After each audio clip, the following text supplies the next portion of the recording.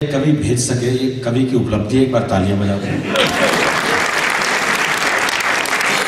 बहुत शानदार कविता के लिए बहुत बढ़िया व्यंग की कविता सुनाई अफरोज साहब। व्यंग थोड़ा घुमा के कहने का तरीका है। जैसे ओलंपिक का जिक्र किया, मुझे शरद जोशी जी की कुछ पंक्तियां याद आ रही है। बोले, ओलंपिक नाम उस जगह का है जहां जाकर भारतीय टीम हारती है। इस बार भी हम गए और हार गए। जाना हमारा काम है, हराना उनका काम है। हम उन तुच्छ भौतिकवादी देशों में से नहीं जो सोने के टुकड़े के लिए मारे मारे फिरे।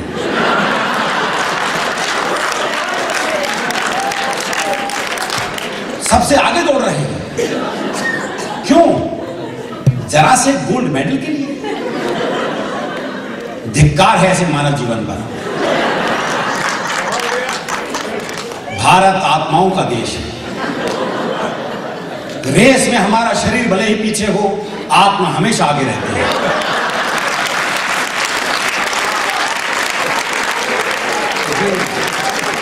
व्यंग का चमत्कार है, ये व्यंग का खेल है। बहुत अच्छा महेंद्र अजनबी ने पढ़ा, बता रहे थे दो समाचार मिलाओ, और कई बार तो एक समाचार में होता है वो महिला खिलाड़ी का अपहरण, ब्रैकेट में हमारे विशेष संवाददाता द्वारा। कई बार तो ब्रैकेट की भी जरूरत नहीं पड़ती। मैंने खबर पढ़ी, मैं खबर पढ़ के बहुत देर तक हंसता रहा। खबर थी, मल्लिका शेरावत ने टेक्सटाइल मिल का उद्घाटन किया।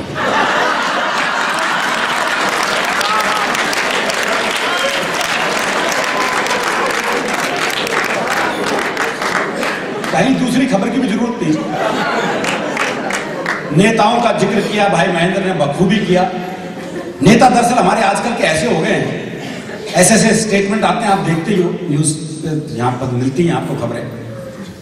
वो एक नेताजी को एक सांप काट रहा था, तो एक ने कहा देखो सांप नेताजी को काट रहा है। बोले काट नहीं रहा है, जहर भरवा रहा है।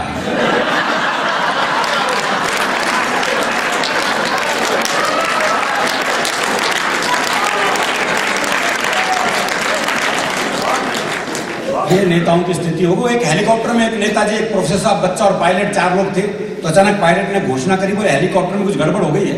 दिक्कत यह कि हमारे पास पैराशूट केवल 3 है। जिन लोगों की जान ज्यादा कीमती है वो कूद जाए। इतना सुनते ही नेताजी कूद गए। बोले मुझे केंद्रीय समिति की मीटिंग में जाना है। पीछे पीछे एक पैराशूट लेके प्रोफेसर साहब कूद गए, तो बच्चा और पायलट रह गए। तो पायलट की आंखों में आंसू आ गए। बोले बेटे तुम देश का भविष्य हो, हमें तो मरना सिखाया जाता है, ऐसा करो ये पैराशूट लेके तुम कूद जाओ। बच्चा बोला अंकल ज्यादा इमोशनल होने की जरूरत नहीं है, हाँ हम दोनों बचेंगे, क्योंकि पैराशूट अब भी 2 बचे हैं, क्योंकि नेता जल्दी मेरा बस्ता लेके कूद गए।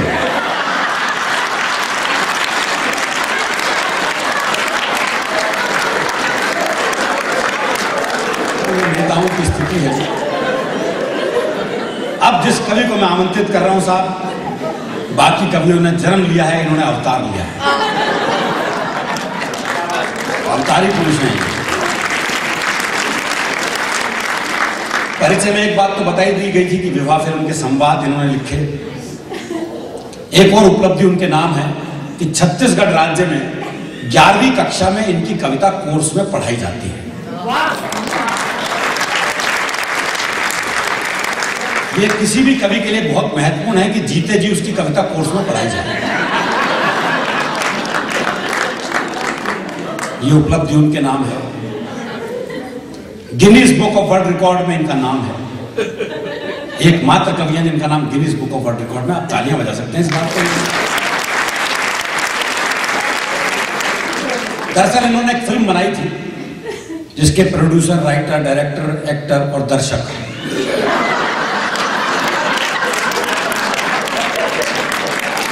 बस यही थी, और इन्होंने भी पूरी नहीं देखी। अगर ये पूरी देख रहे तो हम इन्हें यहां नहीं देख पाते।